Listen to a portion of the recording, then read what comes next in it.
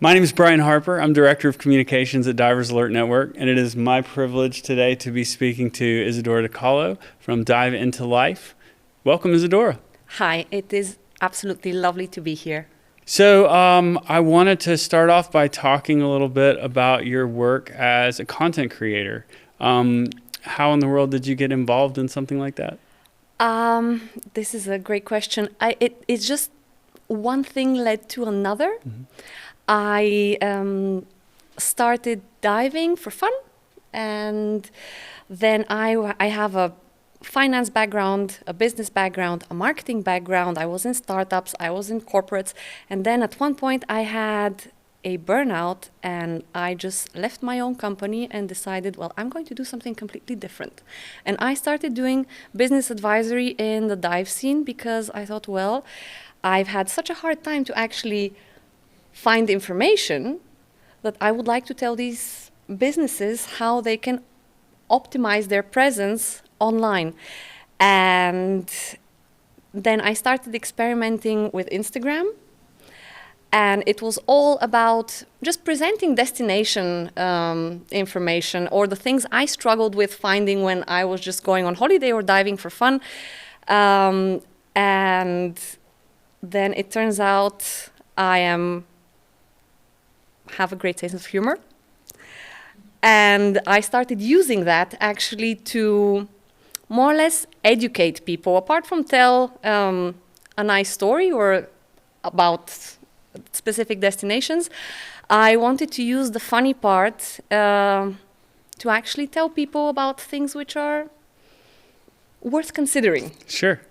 Well, I love that you've already talked about both storytelling and humor, because I think those are two key elements in engaging people and building community or developing an audience. How do you think you managed to land on those things, and how did you come to have expertise in those things? As most things, trial and error, but I think my biggest advantage was actually having a business background, Mm-hmm. and I think very analytically, Mm-hmm. and most of the things I do have are planned out. Mm-hmm. And they have a message which is to be communicated. Mm-hmm. Even the ones that seem a bit or might look a bit random, there is a thought behind everything. And yes, as I said, I think this is really my biggest advantage, knowing and analyzing the industry and seeing what could be potentially interesting and how to actually translate it into something which is Instagrammable, Mm-hmm. or something which would attract people's attention. So it's fascinating to hear you came to diving from a business background, because so often it seems like people in the diving industry came to it the other way around. They had no knowledge of business at all, but decided they wanted to open a dive shop, for example. And what does it look like from the other side? Like, do you see that in the industry? My very first impression when I was just literally looking for dive centers to go diving with is that, or especially in the remote destinations, you can't find them on Google Maps. You don't even understand how to sign up. You don't know what the dive sites are, or you actually know nothing of what to expect. And then you go and meet the people and you realize that this is just someone who has been traveling around and decided at one point, well, this is where I'm going to settle. I'm just going to be here and I'm going to open a dive shop. And because this is my passion and this is what I love. And I'm going to do this for the rest of my life. If I have customers, it's great. If someone comes along to dive with me, it's great. And if I can make some money, it's great. But it was not planned the other way around strategically. Like, this is a great location to Mm-hmm. start a business, Mm-hmm. and this is how I'm going to attract my customers. Mm-hmm. This was it doesn't mean that there aren't such cases, but this was my initial impression of the whole dive industry. That's great. Well, so how did you, so obviously you came to the industry as a recreational diver. Can you tell us a little bit about your journey into diving? What led you to diving, and what did your earliest experiences of diving look like? I did a DSD on I don't even remember how long ago it was. I was in university and I was on holiday with my mom, and there was literally nothing to do, and there was a sign, try diving. Like, okay, I'm going to try diving. And it was very nice. It was in a pool and then in a lagoon. Nothing spectacular of what you would expect to see, amazing reef or anything else. But just the experience of being underwater and breathing, this was absolutely fascinating for me. And then it was many years later when I decided, okay, this is something that I actually want to do, and I've been wanting to do for a long time, and I've been snorkeling and I've been seeing all these fish, but I actually can't get close to them. I'm only looking from above. So this is what actually led me. I wanted to submerge a bit. Okay, and then so you got into diving, and as you began to do it more and more, obviously it led you to a career in diving. But what really, I mean, that was your first experience, but what about diving, what about being underwater really drew you in and kept you doing it? It was this sense of, I have to say, I did not actually really enjoy the diving itself.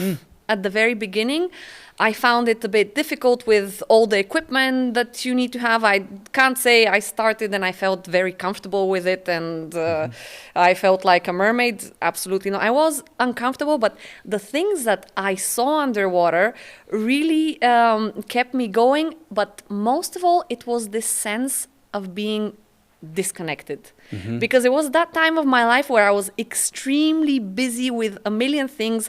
I had 2 kids who were 2 and 4. I had a startup. We were working day and night on sleep deprivation, and diving was actually the only thing where I felt, wow, I can actually disconnect, even if it's only for 1 hour. I don't need to worry about anything or anyone. So this was actually really what I said. That's it. This is a cure. This is therapy. It sounds like a perfect kind of discovery of peace at a time in your life where you were looking for just that. Absolutely. Yeah. Absolutely. I was so surprised to find it in a sport. Well, I liked you talking about, that it didn't necessarily, although that it felt so good and so relaxing to be able to do it, it wasn't necessarily like you took to it immediately and it was natural and simple and straightforward. Because one of the things our social media person at Dan, Tanya, has talked about is, she has really connected with content creators and influencers who maybe didn't start diving young, or didn't start jump right into the industry and it all just worked seamlessly, but people who had a little bit of a learning curve. And so she, I think, has really appreciated the opportunity of people who went through a process of becoming comfortable in the water. And so do you think that might have helped you connect with your audience? For sure. I think the fact that I actually started at a later point in life, and the fact that I was a recreational fun diver for a very long time before actually deciding to do anything on social media. So as you communicate with your audience online, how do you balance the excitement, helping to generate and promote enthusiasm for the sport, but also work in the safety aspect, which you clearly do, but how do you make it fun and interesting? I think actually, and this is something I've been fighting for a very long time in the last couple of years, is to not take things so seriously when we communicate about safety. Because especially on social media, this is not what people want to see. People are not looking for a report on an accident to then decide how am I going to prevent it for myself.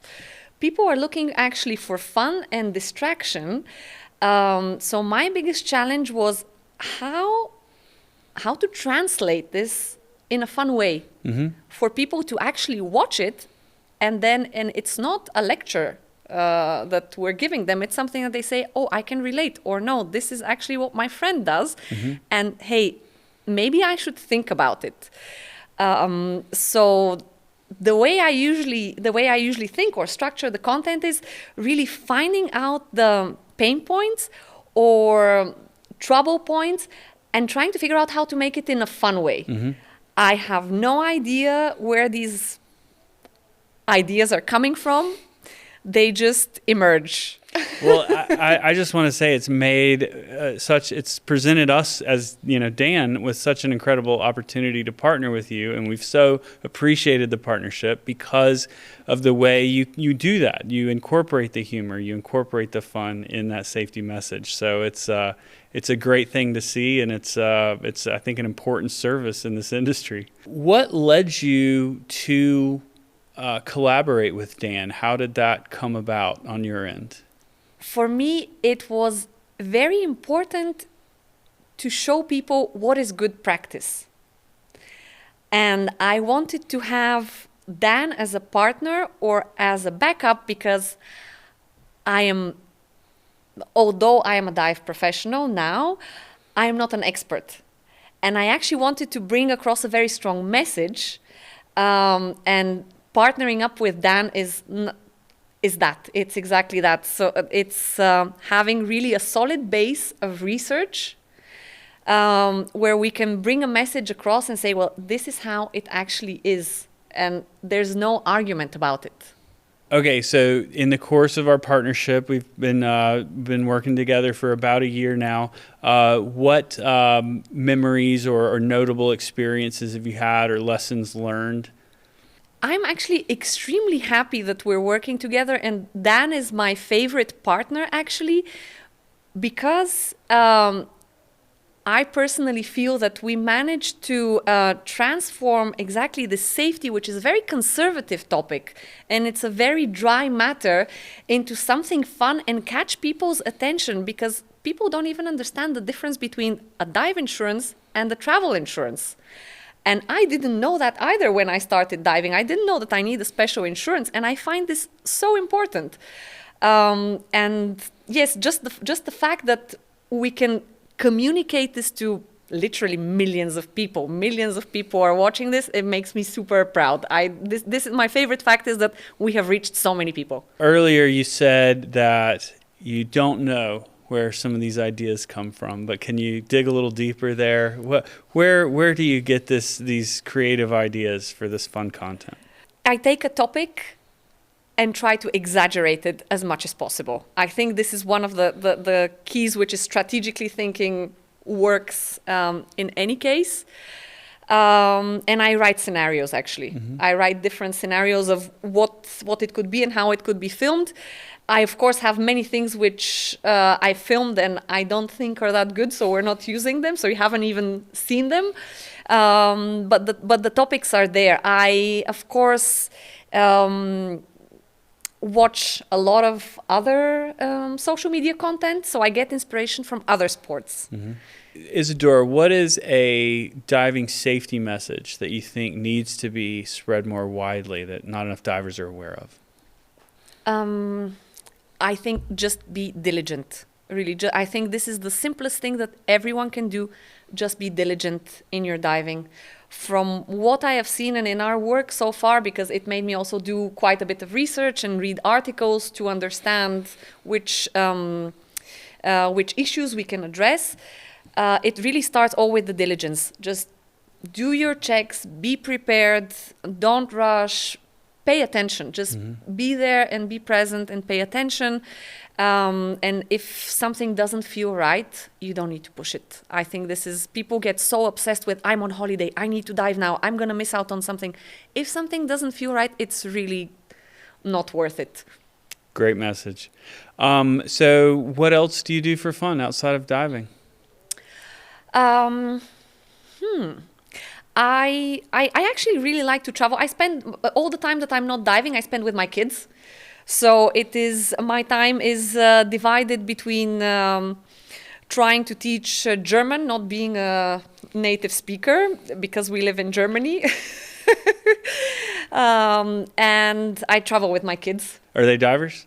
Yes. Very cool. Yes, they are. They are so excited. They just turned 10 and 12. So I have a junior open water and a junior advanced open water diver. They are so proud of themselves. Fantastic. We're looking for octopus, and it's just such a joy to remember what it is to see things for the first time. I just sit there on the side and I'm like, this is so nice. Wonderful. So my kids are 10 and 13, Oh, and lovely. they're not certified yet, so I better get on that. No pressure. Yes.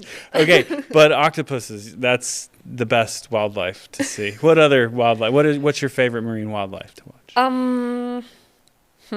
I actually like reefs. I like my favorite thing to see is a reef with a lot of life. I'm really fascinated by that. I don't go hunting for specific animals because then you end up being disappointed most of the time. So the whole ecosystem working yes, together. I like to enjoy a reef with anything that's there. It doesn't matter. It doesn't matter what I see as long as it's a healthy reef. This is what I like best. Isidora, how do you incorporate dive safety content into your videos without it feeling too heavy-handed or instructional? I think the key to that is not looking at other people or other people's mistake, but just being self-aware and talking about your own experiences and being okay with saying, well, this has also happened to me. And it's fine because everyone makes mistakes. No one knows everything, but there's always room to learn, and it's okay. How do you balance the adventurous side of diving with the responsibility of influencing others to dive safely? I think being adventurous does not in any point exclude being safe. I think it's being safe that comes first, and then you can see to what extent you can be adventurous. I have great respect for the ocean and for all the marine life. So for me personally, as a diver, this is what comes first. Irrespective of the adventure, or let's say, okay, we're going to dive with sharks, I personally wouldn't go and say, okay, we're doing this for the content, because I would actually feel uncomfortable, and you would most probably be able to see it in the footage. Mm-hmm. So it's just thinking the other way around. We're doing everything safe, and then we see to what extent we're adventurous. That's like, I feel like I've learned so much from talking to you and from working with you on how, because being in communications at Dan is a tricky thing, because, you know, sometimes safety isn't the most glamorous thing, and sometimes, you know, insurance isn't the most glamorous thing. So trying to take what we do and look at it in a way that, it makes it fun. You're doing such a great job of it, and I'm learning so much. So thank you. I'm happy to hear. Yeah. In the course of our partnership, what video comes to mind as one that was particularly notable or enjoyable to make? I think one of the very first videos we did together, which was very exciting for me, because I had this idea in mind to shoot, but I didn't have the whole vision for it. It was about running out of air, where two divers are underwater and they don't check their air, or one of them doesn't check their air, and all of a sudden he runs out of air. And this was particularly nice because we really struggled shooting it, because I said, like, this is what we're doing and we're just going to improvise it. And we did a few things, and we didn't actually have a third person who knew what was doing. It was just, we told the dive guide, you're just going to be on the side and you're just going to hold the camera. This is what you're doing. And we did it a few times, and it was actually a mess. And then I was like, okay, I am devastated. This was my best. We are starting this partnership. This was my best idea, and nothing is coming out of it. It was also poor visibility. It was many things. And then I went. I was back home and I was editing the video, and I found this amazing audio to it. It's this Greek. It's this Greek music which just accelerates and just gets even more dramatic. And I love this one in particular is because it was so bold, And I wasn't sure what Dan is going to think about it after it took us so long to actually even start doing funny things on the Dan channel, and it exploded. And it exploded within days. And there are so many people, I don't know if you've seen, but there's so many people doing a remake of that exact same video in their own way. So this is the most memorable one for me for those reasons. Wonderful. Well, safety through humor and entertainment is such a wonderful approach. So Isidora, tell us what you've been up to lately and where people can watch your content and find out more about you. I think the easiest way is just to go on the Dan Instagram page and then go to the Reels. And when you scroll down, you're going to find all these collab videos that we have together, and there's a link to my account. Thank you, Isidora. It was a pleasure talking to you, and we really appreciate it. It was lovely. I'm looking forward to make many more videos. Hear, hear.